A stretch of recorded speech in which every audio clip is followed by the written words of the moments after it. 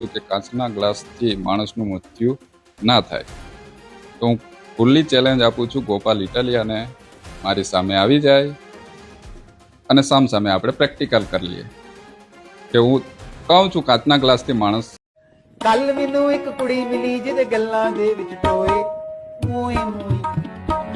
तो दोस्तों તમે વિડીયો જોઈ લીધો હશે કે આપણા બિરસા મુંડા ભગવાનની મૂર્તિ પર આ લુચ્ચો છે એનો ખોટો વિડીયો બનાવ્યો છે દોસ્તો. જો આવા કે હાથ લાગી જાય ને તો એને મારી મારીને ગળપા ઉદા કરી નાખવાનો દોસ્તો. અને આપણા છેતરભાઈ વસાવવા માટે આપણા આદિવાસી ભાઈઓ શું કીધું સારો તમે પહેલા વિડીયો જોઈ લો.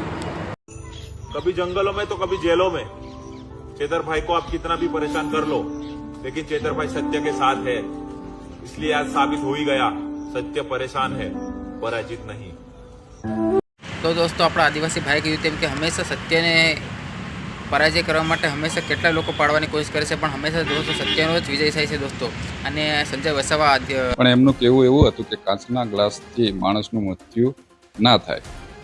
તો હું ખુલ્લી ચેલેન્જ આપું છું ગોપાલ ઇટાલિયાને મારી સામે આવી જાય અને સામે આપણે પ્રેક્ટિકલ કરી લઈએ કે હું કહું છું કાચના ગ્લાસથી માણસ મરી જાય. હું એટલું જાણું છું. હું થી ખબર પડે કે કાચના ગ્લાસથી મોત થાય કે ના થાય. હા, ગોપાલ ઇટાલિયાને એક પ્રેક્ટિકલ કરીને બતાવવા માંગુ છું. ગોપાલ ઇટાલિયાને મારી ખુલ્લી ચેલેન્જ છે, તમે આવો ડેડિયાપાડા, આપણે બે જણા સામે બેસીને કાચના ગ્લાસ વડે હું તમને તમારા પર હુમલો કરું છું. તમારું મૃત્યુ થાય છે કે નથી થતું એ મારે જો.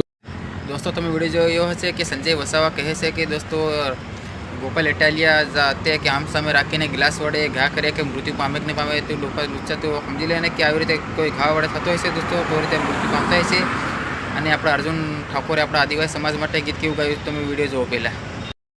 એ મારા આદિવાસીની યારી મને પ્રાણથી છે પ્યારી, જીવ ભલે જાય નહીં ભૂલું તારી યારી. અને દોસ્તો જિગ્નેશ કવિરાજે પણ આપણા આદિવાસી માટે કેવું ગીત ગાયું તમે જોઈ લો, વિડીયો જોઈ લો. અને કોમેન્ટમાં જય જોહાર જય આદિવાસી લખવાનું ભૂલતા નહીં. વિડીયો જેમ બને તેમ શેર કરી નાખજો. Thank you. જય જોહાર જય આદિવાસી.